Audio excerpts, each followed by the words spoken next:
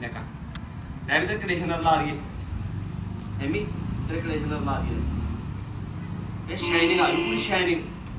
ठीक है dub brand का लाया तेरे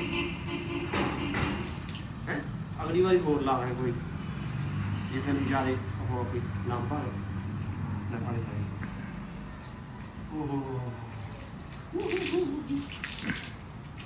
एमी कहनी ठंड इन लगता लाए ना ही बने यार ना का जिम्मी मारी है